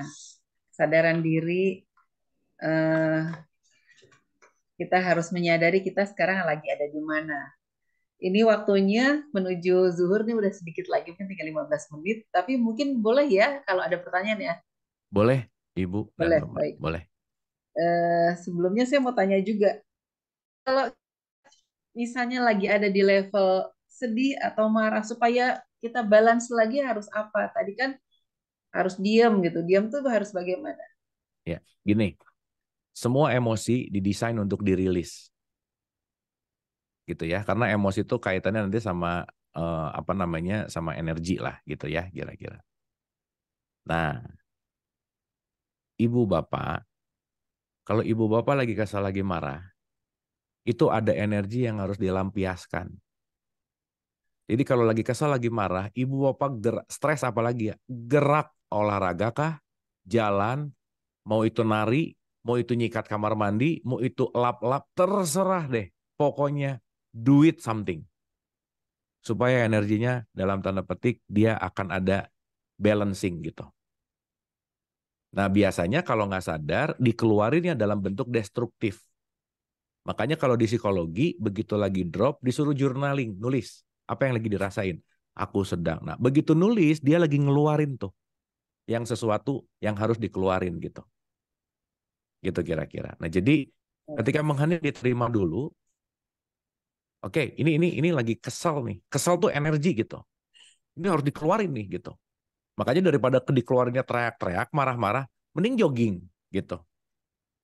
Jadi semakin atau nulis. Jadi semakin ibu-ibu banyak marah, semakin banyak tulisannya. Siapa tahu jadi buku kan bisa dijual, gitulah kira-kira. Misalkan. Jadi lebih bermanfaat gitu kira-kira. Gitu Bu, bahasa gampangnya. Baik, baik, Kang Abu. Silakan Bu Yani mau bertanya juga, Kang Abu. Ya, Bu Yani apa kabar? Alhamdulillah Kang Abu. Iya, Yani mau nanya nih tadi penjelasannya tuh sebenarnya sih ini juga ya, mesti berpikir keras nih.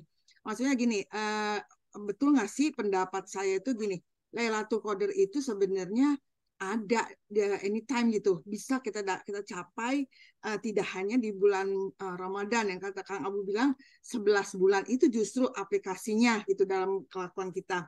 Nah, Lailatul Qadar itu dapat kita peroleh pada saat kita dalam keadaan mutmainah. Mutmainah itu. Terus mutmainah ini kalau saya bilang proses. Prosesnya itu tadi yang Kang Abu bilang tidak pelit, ya, tidak bakhil gitu. Terus udah gitu itu juga proses kan, tidak bakhil itu ada misalnya oke lah misalnya ada seperti Korinisa ada Jumat Barokah nih misalnya itu kita juga selalu ikut konsisten gitu. Terus kemudian pandai memaafkan itu juga perlu banget proses itu proses. Terus kemudian tidak amarah itu yang tadi yang levelnya itu ya level emosi gitu dari amarah kemudian lawamah ke mutmainah. Nah itu semua proses. Jadi kita bisa dong ya itu Lailatul Qadar itu kita peroleh pada saat yaitu tadi kita bisa mencapai mutmainah dan tidak harus bulan Ramadan gitu. Benar nih Kang Abu? Iya Bu, itu kan yang pertama kali tadi saya cerita bahwa semua itu terjadi kapanpun dan dimanapun, itu satu. Iya. Gitu. Dan kalau tadi Ibu bicara proses, makanya kadar kita nggak ada yang sama gitu. Iya. Semuanya kadarnya nggak bisa disamain gitu. Jadi kita nggak bisa. Sifatnya subjektif dong ya. Maksudnya kita menganggap bahwa kita nih kayaknya udah begini, tapi sebenarnya itu ukuran kita gitu. Ukuran kita gini-gini. Saya ngelihat orang, ada yang ngasih sedekah 50.000 Bu. Saya ngomong, pelit banget. Nah, waktu saya ngomong pelit banget, karena saya ngebandingin sama saya, yang kalau saya ngasih sedekah 100.000 gitu misalnya. Iya, itu Kan nggak nggak boleh. bisa dong. Bukan nggak boleh, nggak bisa malah gitu. Karena kita nggak bisa secara semuanya relatif gitu. Iya. Padahal dia cuman punya uang 60.000 gitu loh Bu. Ngasih 50.000. Saya uangnya misalkan 1 juta. Ngasih 100.000. Ya lebih muliaan dia lah. Misalkan gitu kira-kira. Nah maka kita nggak bisa serta-merta menilai judgement dan seterusnya kepada faktor eksternal yang menitik beratkan kita, menyamakan dengan kacamata kita, menyamakan nomor sepatunya harus sama dengan aku, nggak bisa gitu kira-kira. Itu yang kedua. Jadi nomor satu kapanpun dimanapun, yang kedua sesuai dengan ukuran. Dan yang paling penting Bu, contoh-contoh. Ibu kalau tahu gitu ya, kan kalau sesama teman tuh kadang-kadang tahu sifat gitu ya kira-kira. Iya. Ibu pasti tahu ada teman yang pelit, tahu aja, udah pasti aja. Ini orang pelit lah gitu kira-kira. Misal. Iya, iya Gitu. Misal. Tapi ternyata ketika dia Ramadan, ketika dia belajar, ibu nggak ketemu 2 minggu gitu misalnya. Terus ibu ngelihat ada perubahan perilaku. Nah, ini yang saya tahu orang ini tuh pelit nih. Kok sekarang dermawan ya kemana-mana, dia jadi nolong kemana-mana, kok perilakunya berubah. Terjadi keanehan nggak sama orang ini? Terjadi. Terjadi keganjilan nggak kira-kira? Terjadi. Itulah yang disebut malam ganjil. Sesuatu yang asalnya kita jarang ngerjain, kita ngerjain, jadi akhirnya kita melakukan sesuatu merubah perilaku. Jadi nanti yang pertama, kalau ibunya cerewet, tapi Ramadan, terus si anaknya bilang, si ibu ganjil ya sekarang jadi nggak cerewet gitu misalnya. Nah, Lailatul Qadar itu berarti ada perubahan. Dari asalnya cerewet, jadi kurang cerewet. Asalnya pelit, jadi lumayan nggak pelit. Dan itu semua levelnya nggak pernah bisa dalam tanda petik disamain satu sama lain gitu. Dan itu bisa berlaku selama 11 bulan di luar Ramadan. Kapanpun, dimanapun, Bu. Karena tadi Quran, hidup itu hanya now. Sekarang. Iya, waktu sekarang. Iya.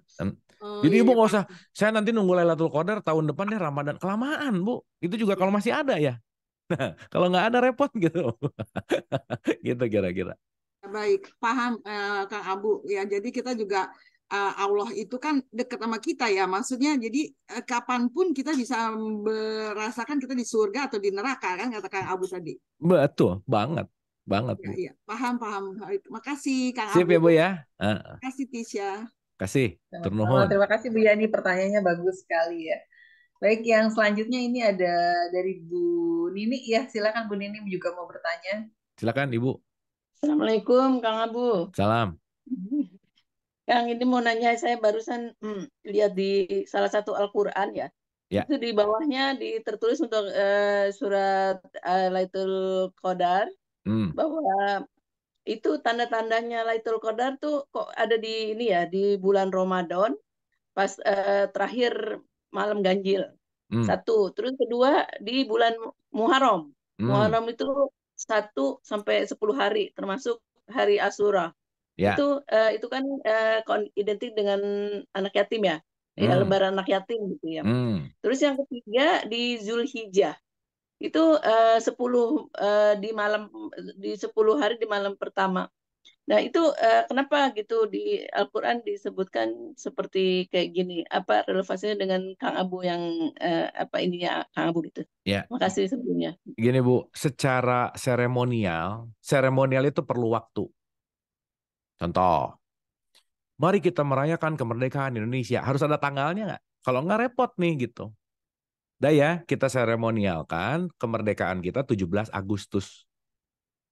Terus pertanyaannya dari Agustus 1 ke Agustus yang lain, emang kita nggak merdeka? Ya tetap merdeka dong, tapi diseremonialkan di setiap tanggal 17 Agustus gitu. Hari Senin upacara seremoni. Tapi esensinya bukan upacaranya. Kita memiliki tingkat kecintaan yang lebih mendalam terhadap bangsa ini gitu misalnya. Perlu ada seremonialnya. Nah, yang di footnote-nya diseremonialkan bahwa 10 hari terakhir di bulan Ramadan, tengah-tengah di bulan Muharram, nanti di bulan Zulhijjah. Pertanyaannya, urusan anak yatim, urusan nggak makan nggak minum dalam konteks memperbaiki kualitas makan dan minum, urusan kurban dalam tanda petik melepaskan kemelekatan, kan nggak hanya di waktu seremonial gitu loh Bu. Iya. Kapanpun dan kapanpun dan dimanapun apapun seremonialnya, perilakunya itu harus hidup setiap hari gitu kira-kira. Ya termasuk itu tadi tidak pelit ya. Oh iya, tidak pelit, masa ibu nggak pelitnya setahun sekali coba, ya sebulan doang lagi gitu. Terus nanti 11 bulannya nggak apa-apa saya pelit lagi, nggak bisa gitu. Nggak gitu. Gitu ya Bu ya. Baik. Sip ya. Yang rajin upacara tuh belum tentu bisa lulus ujian gitu loh Bu, Pak. Yang bikin naik kelas bukan rajin upacaranya, tapi lulus ujian atau enggak gitu. Gitu intinya. Sip Masih ya. ada waktu. Kayaknya Boleh udah mepet. Ya, tadi. Ada lagi? Udah mepet ya? Iya Bu, ini kita mau zuhur. Bu Lis ya, Bu Lis mau nanya ya? Oh, Bu Lis boleh. Silakan Bu Lis. Saya nggak mau menanya, Bu. Oh, enggak. Oke. Berarti udah paham ya Ibu ya? Aman ya? Insya Allah. Sehat Ibu ya, hatur nuhun. Alhamdulillah. Oke. Baik, kalau tidak ada pertanyaan lagi, mungkin Kang Abu sebagai penutup memimpin doa penutup.